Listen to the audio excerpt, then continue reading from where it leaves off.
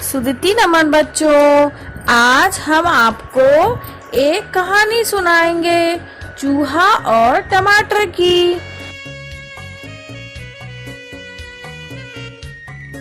एक चूहा था, उसका नाम जोजो था। जोजो को टमाटर खाना बहुत पसंद था। वो जब देखो तब टमाटर ही खाता रहता था। उसे टमाटर से ज्यादा कुछ भी अच्छा नहीं लगता था।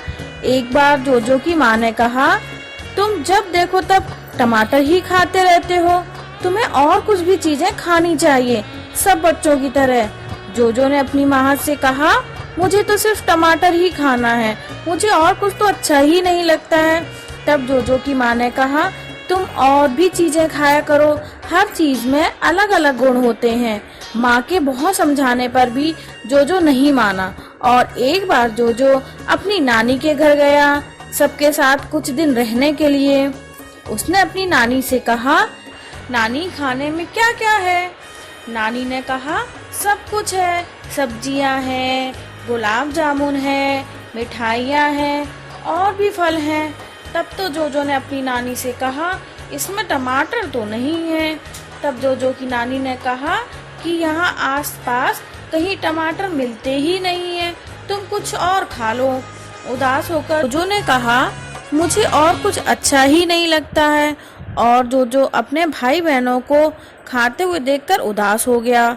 जोजो की नानी ने फिर कहा, जोजो तुम कुछ क्यों नहीं खा रहे हो? टमाटर से ज्यादा और भी स्वादिष्ट चीजें हैं।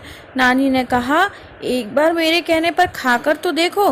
पर जोजो को तो टमाटर के अलावा कुछ अच्छा ही नहीं लगता था, लेकिन उसे भूख भी लग रही थी। तो उसने नानी के कहने पर एक अंगूर खाया।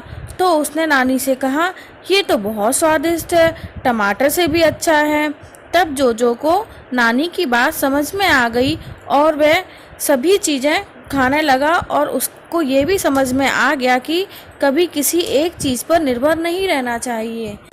तो प्यारे बच्चों, हमें इस कहानी से ये सीख मिलती है कि हमें सभी चीजें खानी चाहिए, किसी एक चीज पर निर्भर नहीं रहना चाहिए। ठीक है? Okay, clapping.